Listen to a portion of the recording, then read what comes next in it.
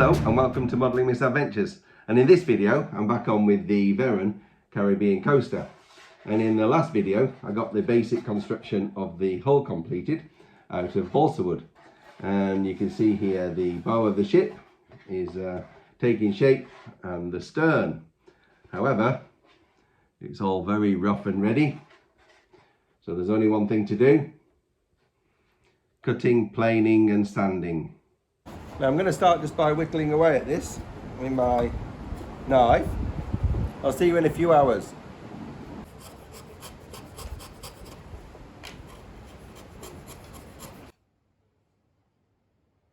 Time for some 80 grit sandpaper.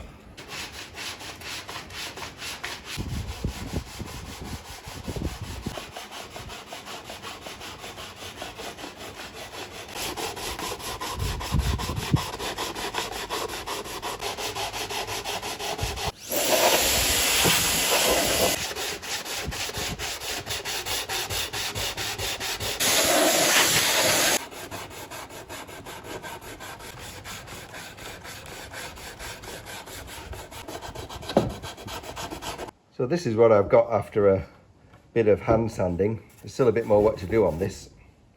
But this was all done by knife and sandpaper. But I never thought of using this, so I'm going to have a go with this on the other side and see if it's any easier.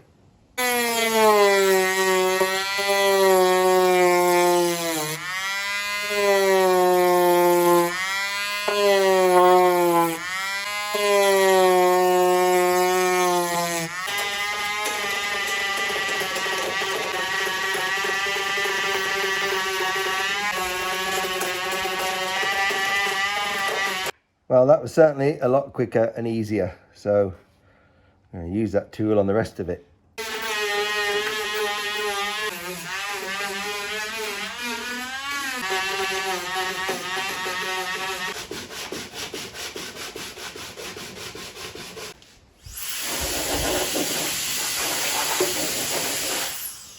Now you've seen me using this tool to blow the sawdust away. I've only had this a few weeks, and it's absolutely brilliant for clearing up stuff, and loads of power, and great for blowing sawdust away. Well, I'm fairly happy with how this front end is looking. Now I've got to do exactly the same on the back. Well, I'm pretty happy with the rough shape of this hull. I've done all the initial sanding, and I think it's now time to start putting some filler in these gaps. So I'm going to fill these gaps with this. They're just a water-based wood filler. It'll go on nicely and sand down easily.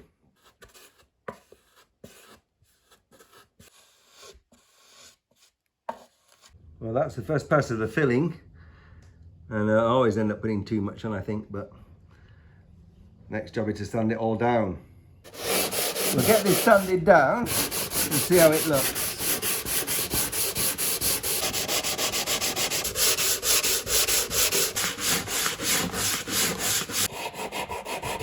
Well, I'm pretty happy with how this is looking. That's my basic hull shape after filling and sanding again. Now it's still not quite right, but it's getting there.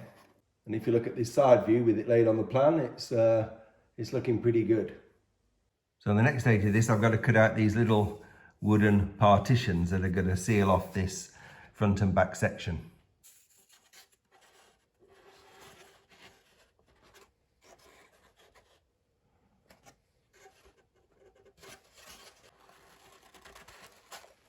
So that's them partitions in. Right, next I'm going to get these deck pieces cut out, because I want to make sure that the top of the hull is sanded to exactly the right shape. And those are these two pieces on the main plan. Well, I've cut out these deck templates on tracing paper. The back one is pretty good. See, it's a nice fit there at the front. And I just need to do a bit more sanding around here to get that to fit.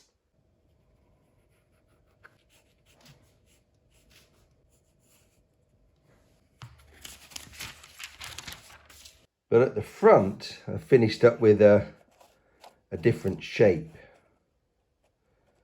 You can see the sides of my hull here don't come out quite as wide as that. So I think there's meant to be some kind of taper on the side that I haven't got in. And here I've got it a little bit too wide at the top. So I'll do a little bit more sanding to get that. It's not terribly critical. It can all be made to fit. But anyway, yeah, I've not quite got the front the right shape.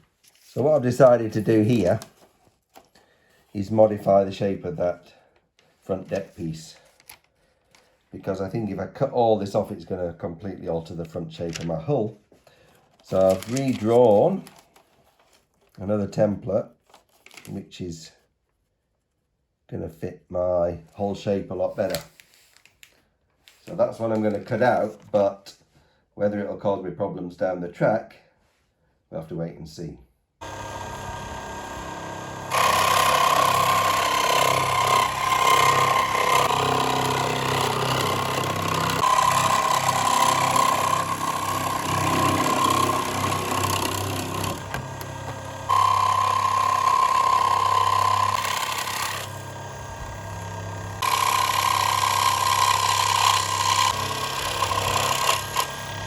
Well, I'm pretty happy with these.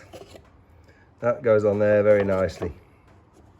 And on the back, looking good. And now I can just reshape the edges of my hull along there.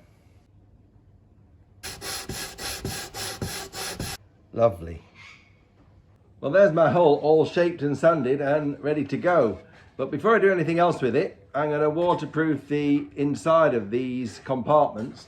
And I'm going to use varnish. Probably put 3 coats on, see how that looks. And this is what I'm going to use. I've had this a long time. It's gone on some other boats as well, and it should give it a nice waterproof finish. Now this has actually gone very thick, a bit like treacle, so I'll just have to see how it goes on.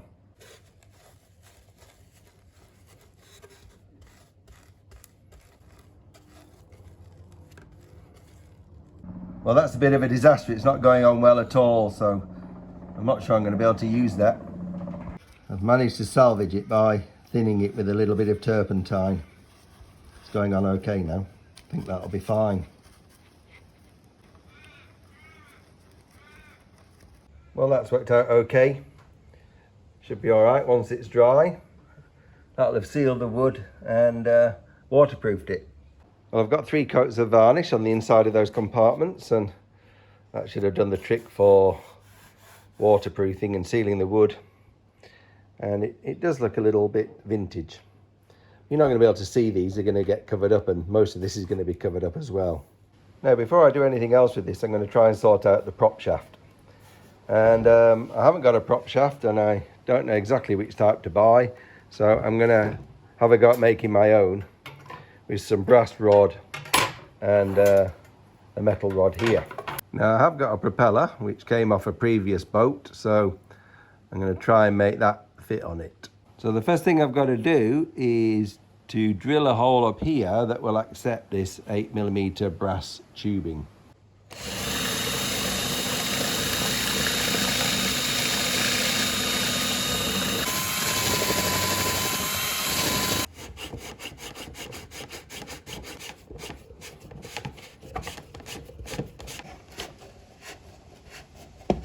I think I've nearly cracked this. Right, the moment of truth. Lovely. So now I've got that prop shaft tube in there, it's time to turn my attention to putting a motor into this boat. And I think I've got just the job. This is a brushless motor. Should give it plenty of power. Might be able to get a bit of speed up with this in there.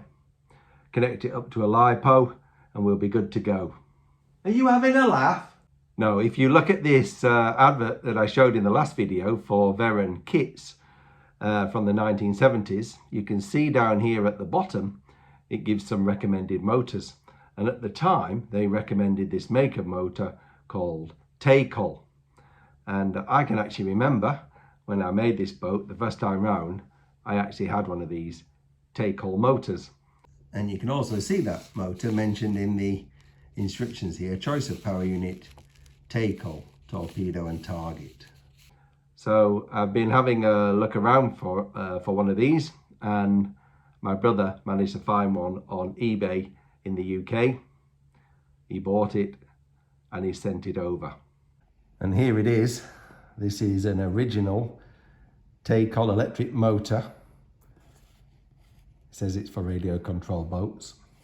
It's still in its original box. This particular model is called a Meteor. And there it was, made in Bournemouth, England. So let's see what it looks like. And it's exactly as I remember it. Now, considering this is a vintage boat, that's more like it, isn't it? Now, these were a very simple and basic construction. Had these two plates at either end, the coil up here at the top, and then the motor bit at the bottom that spins. And this particular version has a lever on it that's supposed to reverse the direction of the motor. Well, that's the idea. Let's see if it actually works. So I'm just going to connect it up to a 6-volt battery pack. Let's see what happens.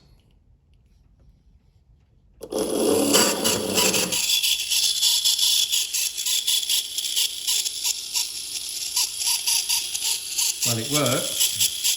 It's a bit squeaky. Might need a little bit of oil on that. Let's see if the reversing lever works. No, not at the moment. Might need a stronger battery. Let's see if a bit of 3-in-1 oil will help. Let's try again. Lovely. Listen to that. That's more in keeping for a vintage model boat, isn't it?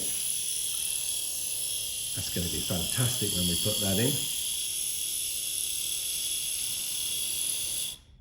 So I've just connected this up to a 7-volt battery. This is a LiPo. I'll just see what difference that makes. Forward. And reverse.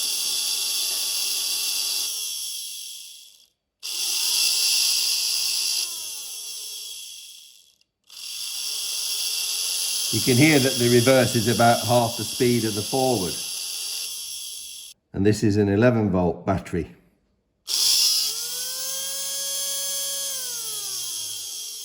Forward. Reverse.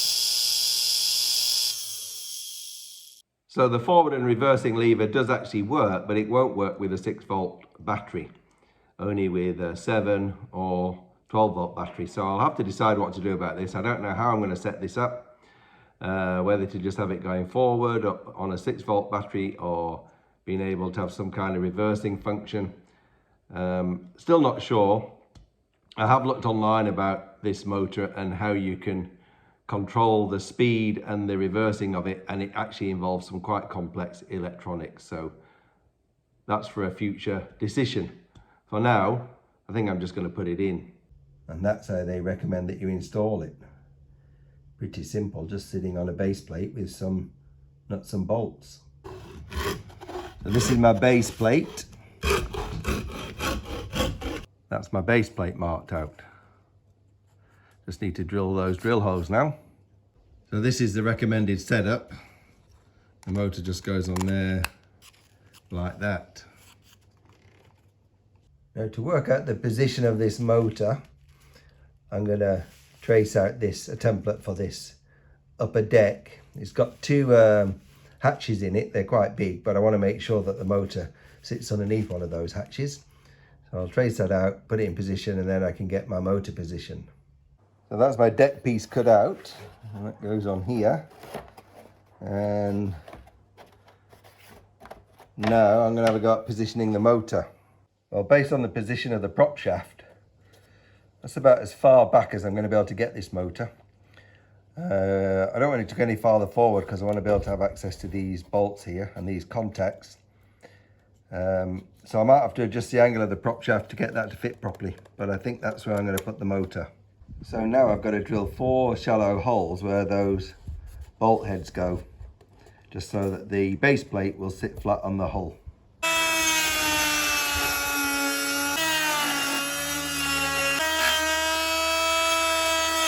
Well, that fits quite nicely. Now I just need to adjust the prop shaft. So I've put an extra nut in there to raise the angle a little bit higher at the back. And I've resanded my prop shaft tube. And now, perfect alignment. Lovely. Now the next thing that I needed here was a coupling to connect that motor spindle to my prop shaft here. Now there's lots of these available that you can buy, but I couldn't find one that's going to fit this diameter perfectly. So I decided to have a go at designing and 3D printing my own. So this is what I designed on Fusion. It's pretty simple. So just a basic cylinder with a hole cut at one end to the right diameter of the motor spindles and prop shafts. A little hole on the side to put a grub screw in, that's threaded as well. And then at the other end, I've got this indented cross, which is going to be where the connector goes in. And this is the design of the connector piece. It's got the cross on either end to engage with the end pieces and a central cylindrical section. So this is the design after it's been printed. Those are my 2 end pieces, and a big hole for the prop shaft and a small hole for the motor spindle. Those 2 little holes there will take a grub screw, and this is the connector piece. Now this has been printed in a type of filament called TPU, which is actually like rubber and it's flexible. So the way this works is we can put that in there and put this one in there.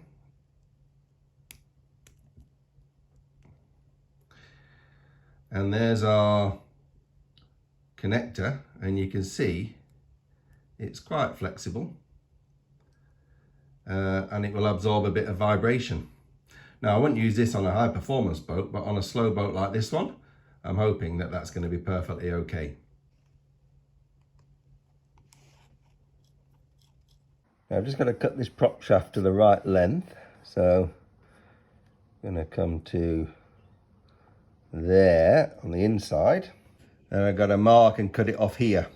Well, that's my prop shaft cut to length. I'm just going to have to take a bit more off here to create a bit more space, because at the moment it won't spin. Right, it's clear. Right, now it's time to sort out this brass tube. Right, I'll cut the brass tube to length.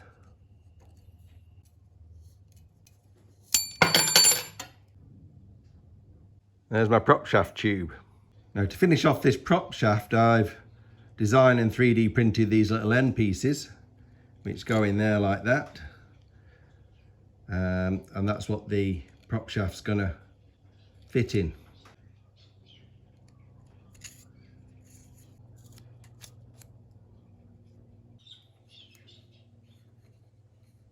Now I'm just going to do a test fit of all this before I glue it all in.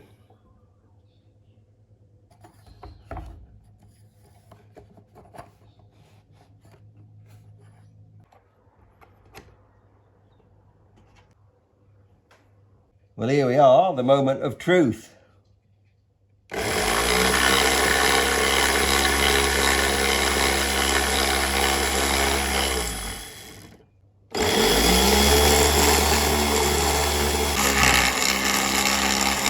Well, that seems to be working just fine, and I've got a very, very nice surprise.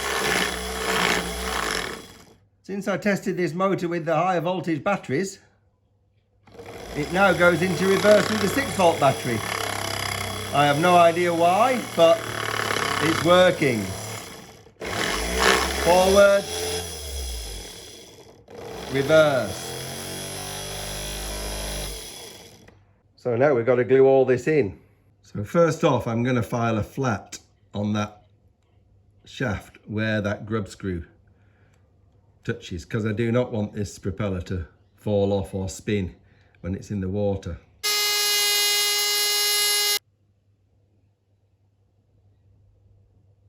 A little bit of thread lock in here.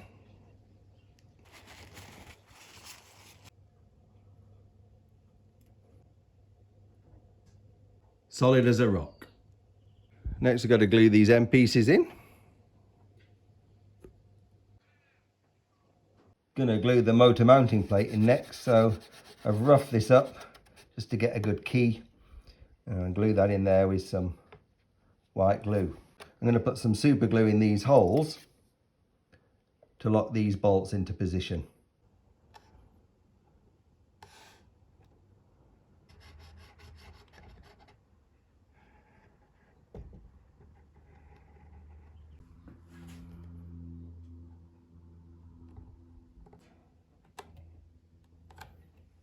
Well, it's in. Next I'm going to glue the prop shaft in with some 15-minute epoxy. Now I've roughened this tube up to get a better key and put plenty of glue on it. And in it goes. Lovely. And I'll just connect this up so that it's all aligned while it's drying.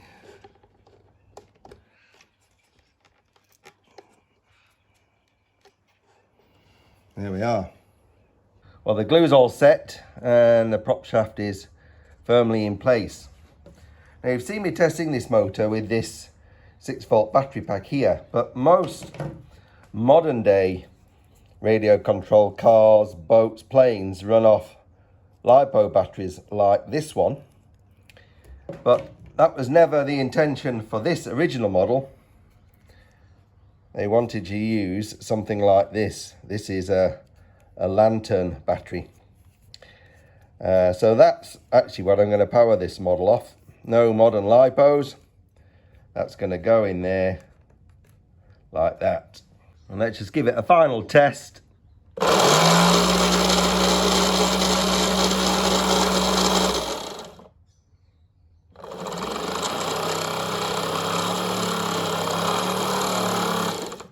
Well, there we have it. That's the hull sanded and the drivetrain all in place.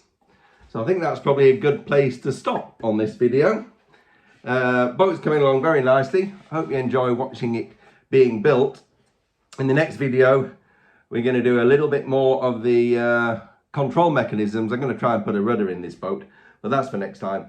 So for now, I'll say thanks for watching, and I'll see you next time on Modelling Misadventures.